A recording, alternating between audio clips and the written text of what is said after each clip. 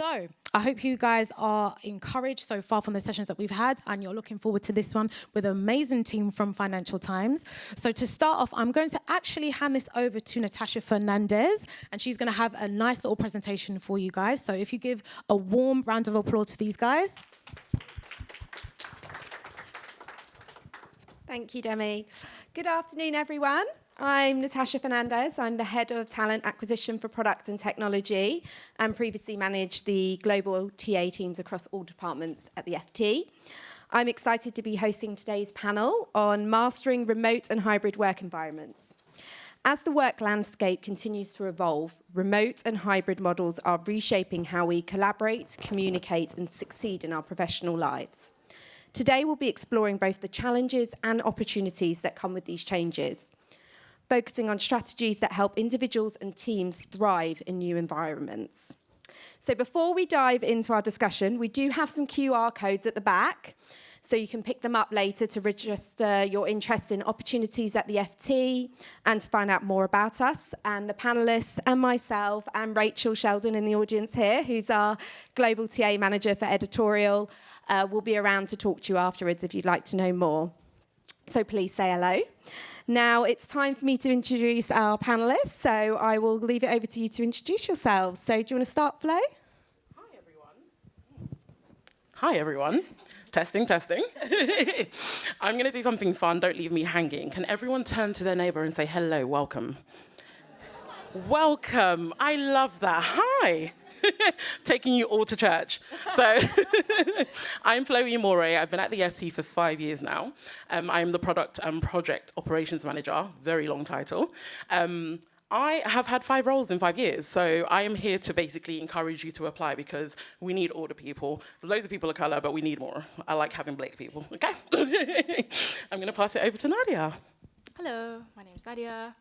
I'm a software engineer in internal products. I've been at the FT for 7 years, and similar to Flo, I've worked in different teams. Around service desk, I started as an intern in the service desk, and now I'm an engineer, and I've been in about 4 or 5 teams now, so the FT really encourages people to move around, so yeah, definitely apply. It's somewhere that you can really grow as an individual, so yeah. Thank you. Amazing. Well, it sounds like I've got 2 industry veterans to my left. I've only been here for 2 years. But I am a senior content editor at the FT, and I joined for that position. And basically, my role is to organize some of the FT's flagship events. So that's very much kind of the mining summit, Commodities Asia, etc. And really involves kind of doing research with some really interesting people like the CEOs of some of those major firms, which is really exciting. But I guess my colleagues have done the plug for you to apply. But I will say that it is a great place to work, and you get to speak to some really, really interesting people. Thank you so much for those introductions. So let's move on to the discussion. So in today's conversation, will draw from their experiences at the FT to discuss how to navigate and succeed in remote and hybrid work environments. We'll cover really important topics like balancing well-being with productivity, supporting career growth, and leveraging technology effectively within these work models. Towards the end, we'll open with questions as discussed. So let's start with a key topic as we're all concerned about at the moment: balance between work and well-being. And in a hybrid model where work and home life are often blended, how does the FT balance supporting employee well-being and preventing burnout? So Flo, it'd be really good for you to share your thoughts on that one.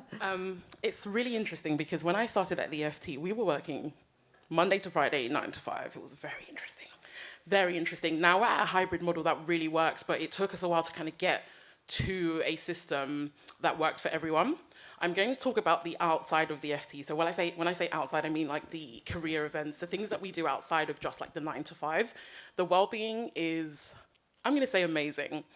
So we have a group, we call it called FT Embrace, which is all for people of colour, embracing everyone at the FT. And they host regular sessions that you can enjoy after work, which is 10 out of 10.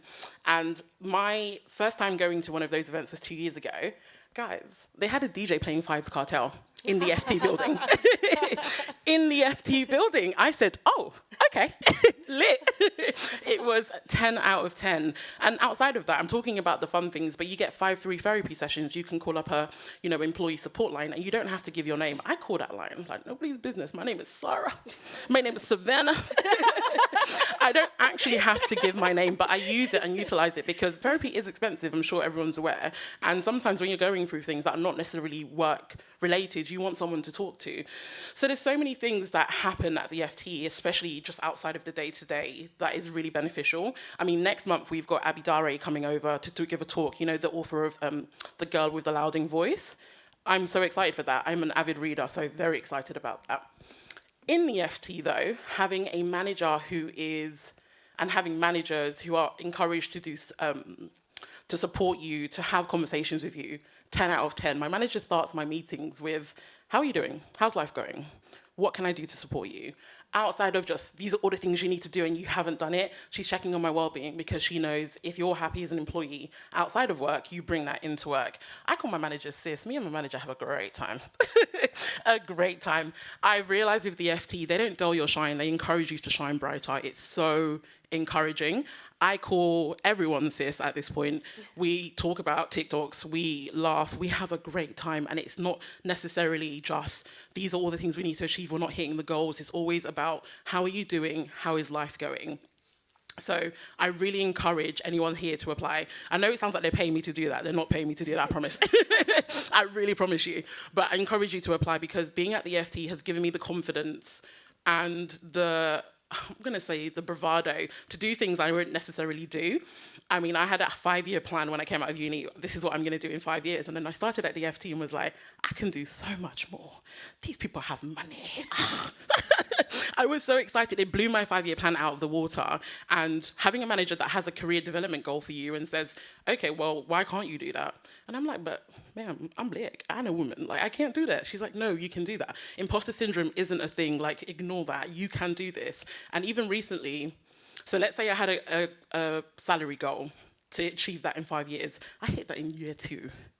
In year 2. Then I doubled it in year 4. So my manager and all of the people at the FT are continuously encouraging you to grow, continuously encouraging you to talk about your well-being. It's made me a better manager for my people because I'm learning from good managers who then encourage you to lead better. So yeah, it's a really good experience. Thanks so much, Flo. Now, let's talk a little bit about career growth. So, Savannah, how has the shift from hybrid working affected opportunities for career development and growth opportunities? And what can employees and managers do to ensure that there's a continuous professional development with for the future of opportunities at their companies? Yeah, absolutely. So when I first started my career about 5 years ago, I was kind of in the office 9 to 5, kind of every day, Monday to Friday, right? Which is almost kind of feels unheard of now in the hybrid working environment. But I guess there's pros and cons to that, right? So being in the office all the time, you can nab a colleague if you need advice or if you want to ask a quick question versus waiting 2 hours for a Teams or GChat response in our case. But I think that one of the important things when you think about career growth is to be proactive in this new environment, right? It's to always make sure that there's visibility, and I think showcasing that. So one of the things for me is, one of the things I do, we all have kind of quarterly reviews, right?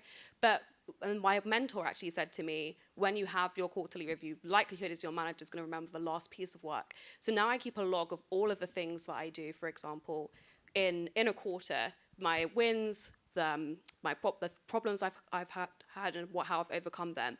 And then typically that kind of showcases all of the things I've done rather than just focusing on, for example, maybe what went well in the latest projects that I've worked on. So I've always found that to be incredibly helpful when looking at kind of next steps and where I'm growing. But even between then, I always have like a kind of check-in after about a month and a half, looking at the goals that we've set and how I'm achieving them and where I'm at in terms of, where can I improve? What's working well? What isn't working so well? So I think being proactive in that sense is a really big one for career growth.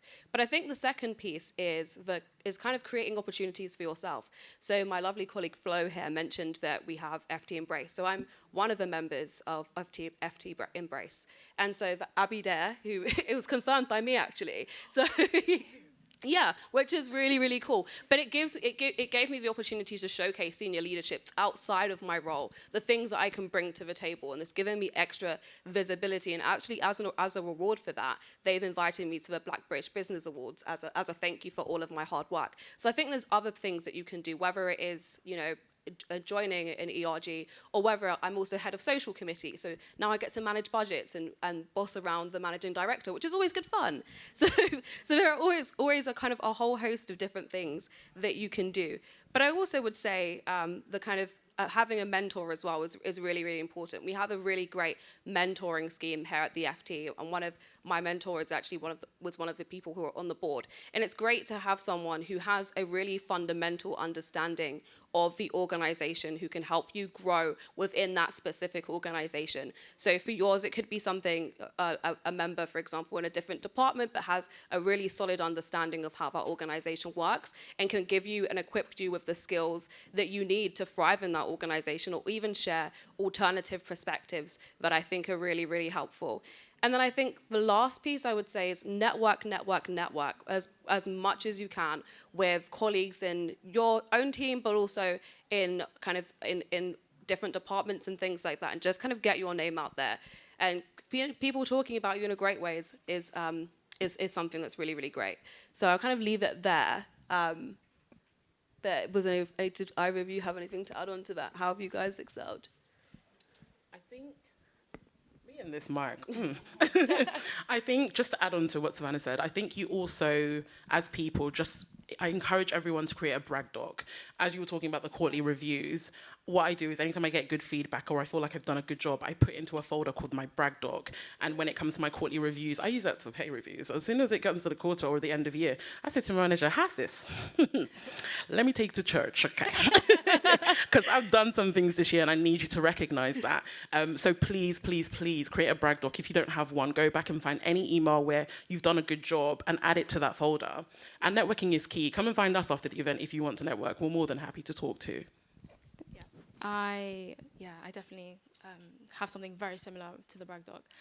In engineering, for anyone who's interested, we have a engineering progression document. So it's kind of like a checklist of all the things that you need to go from junior to mid-level to senior 1, senior 2, principal. So it's not cloudy, it's all written down. How you achieve the next role is there for you in black and white, so you are able to hit those goals. Those goals also shape the goals that you have in the 6 months, the 12 months to come.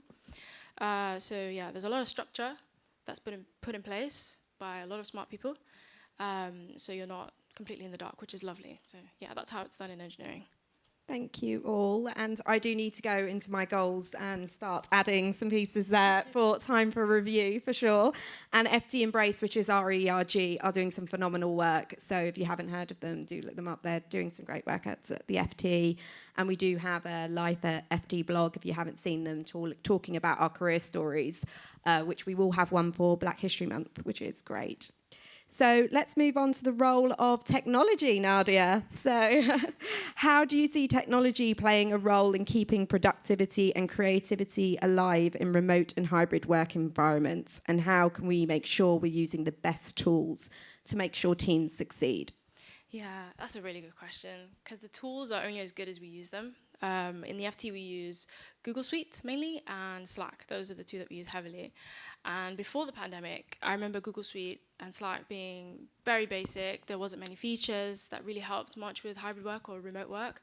I think now they've sort of borrowed ideas from other places, and they've really pumped up a lot of features which help with that kind of thing.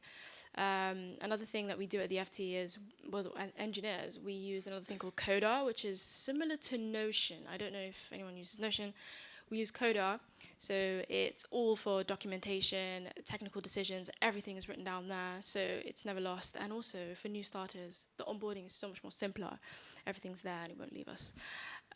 We also use VS Code, the live share. We're able to share our code face-to-face with everybody. We can see where people are in the lines of the code, which is perfect. But also in the FT, in product and tech, what I've noticed is we have a lot of autonomy. We're able to say you work much more productively in the morning. Okay, you're able to block out that time as focus time in your calendar, and no one would really say anything. And I think we all realize that micromanaging doesn't really work very well. And I can say that as when I was a manager, I got the best output from the people that I managed when I gave them the autonomy to pick their times. I was flexible with them. I definitely got a lot more output during that time. Another thing is the trust between us and the employees. No one's checking you if you're online on Slack. I don't know about you guys, but we don't really check anything like that. There's a lot of trust between us. Another thing is we feel as though, in my team, it's editorial tech, and there's an umbrella team, and then there's 3 sub-teams underneath that. So our principal engineer had to kind of juggle between how many meetings do we allow everybody to be a part of and how many should just be the sub-team, so that we're not overloaded with meetings and we're a lot more productive. I think he's done very well with that. So in the mornings, on Monday mornings, we have some remote workers who join us on our coffee chat early morning. Whoever can make it. You don't have to come, because Monday mornings are obviously like people just having their coffee. So it's not, everything's optional that we're describing here. And then on Friday evenings, we have like a quiz with the entire team, which is lovely. We get to have the whole umbrella team together. And also in terms of creativity, we have developer huddles. You can come up with aspects that you want to improve. I've noticed in our product and tech, all the ideas kind of come from the ground up, you know. Management have ideas, yes, but a lot of the good ideas, in my opinion, come from the bottom up, you know. They are the ones who have their ears on the ground, who know what's best for them and the ones above. So we have that, we have dev huddles. Something else that's really nice is gardening day, which sounds really sweet. We don't leave, we're at our desks. We basically do tech debt, so upgrading, updating things that we've kind of left to focus on features. So we use a lot of that time to do that. So yeah, we try to optimize our time as best as possible. And we also have retrospectives. I'm sure other teams have that as well outside of engineering. Those are to sort out the ways of working. You don't want morning meetings. Okay, let's switch to afternoon meetings. So yeah, we have a lot of say, and our words have a lot of weight, which is lovely. So yeah, that's how we use tech in the FT. Thank you so much, and thank you to you all for sharing your experiences.